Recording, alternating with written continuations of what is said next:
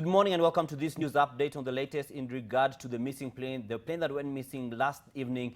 And I'm here to hand you over to Brenda Wanga, who's live at Kinangop, to give us an update on the rescue operations that have been going on. What we know is that the phone signals from the missing Fly 540 plane were located in Kinangop zone of the Aberdares. Now we know that the rescue operations have been having a challenge because of the weather, but Brenda Wanga can give us more on that. Brenda, what do you know and what can we expect? Oh, well, Dan, you are right. We are at Njambini High School, a boys' school here in Kinangop, which for now is also the command center of the rescue operations, search and rescue operations. We have been here from early morning. Nothing much happening here, Dan. As you can see, the weather has been really bad. We have had quite a lot of rain. Immense fog that has hampered rescue, search and rescue operations here. You can see we've have a joint team from the Kenya Forest Service, Kenya Wildlife Service, the police, the DCI, the county disaster management operations also are here, but they have not been able to move much from here. Like I mentioned, they have been here from as early as 5 a.m.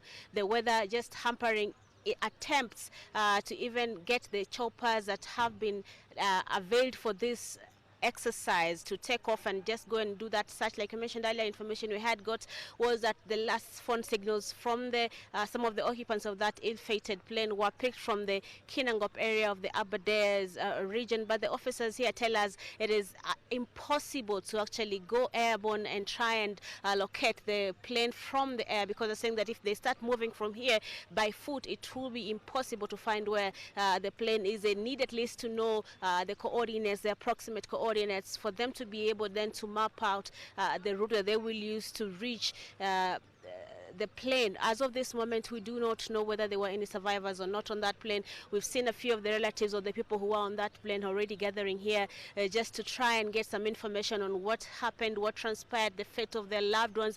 Unfortunately, that information is not coming through because, like we mentioned earlier, there hasn't been an airplane that has gone to the area where they suspect that the plane may have gone down. So they are waiting for the air to, for the weather to clear up. And actually, we're speaking of them and they were telling us this rain is a good thing because it will help clear the fog, and once that happens, then this right behind me will take the sky and comb this area and locate the area exactly where that plane went down. Done. All right, Brenda, and you've said that some of the family members have begun to trickle in. Is there anyone who's given any kind of a statement, an official statement in regards to what we should expect in addition to what you've said? Oh, well, Dan, we've actually been able to talk to some of the relatives, but they do not want to appear on camera. Of course, you can understand because they're anxious. They really don't know the fate of their relatives. The officers here who spoke to us also spoke off camera, telling us at this point they cannot tell us much because, again, they don't know exactly the state of that aircraft and the occupants. But we were able to speak to the National Disaster Management Deputy Commandant, Mr. Pius Masai, earlier, and he told us he's coordinating all this rescue and search efforts, and he will be coming here a little bit later to just give a more formal statement on what has happened and what to expect as this rescue, search, and perhaps recovery efforts eventually take off. Dan? And you said, I mean, we can see even from the pictures we're seeing, the weather is quite unfavorable in regards to the operations. Between when you arrived and now, have you seen any kind of improvement in the weather that's kind of giving some hope that the operations can make a step forward after this? Well, then when we got here, the fog was so intense, it was so cold, it was, like I mentioned earlier, totally impossible anything to happen. This chopper you see behind me, the Kenya Wildlife Service chopper, has been availed for the search operations, but it's still parked here, meaning that it has not been cleared for takeoff. The weather visibility is actually very difficult right now. It's difficult to see far from where you are. So they have been telling us, in fact, when we asked them if this rain would be a good or a bad thing for them, they said it's actually a good thing because once it rains, then it will help to clear the fog, and once that happens, then they will be able to go up and perhaps then officially commence the search operations. Dan? All right, so there's no much of an alternative apart from the airborne search. They cannot do it on road, for instance, or on the ground, that is?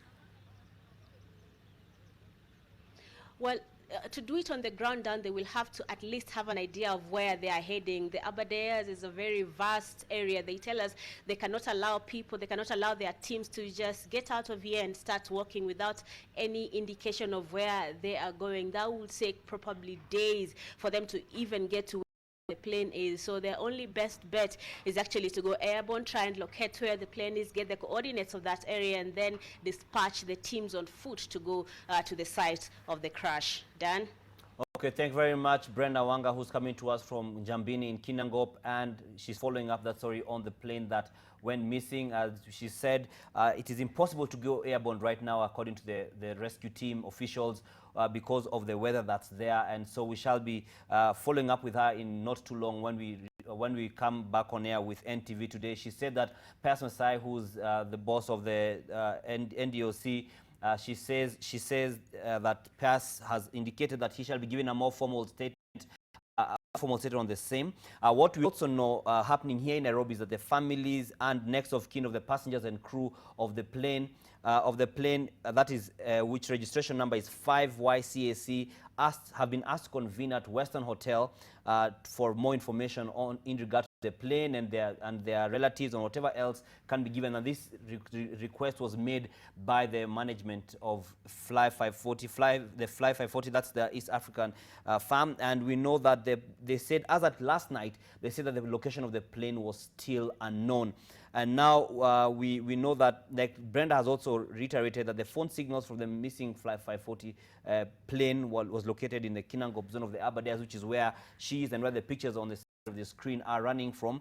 And aside from that, KWS has reiterated that it is impossible to have the aerial search because of the bad weather. But Brenda said when they arrived early this morning, the fog was very heavy, and now it has been going down a bit. So, and there's a bit of rain, which the rescue team has said is actually good because it will help in clearing the mist.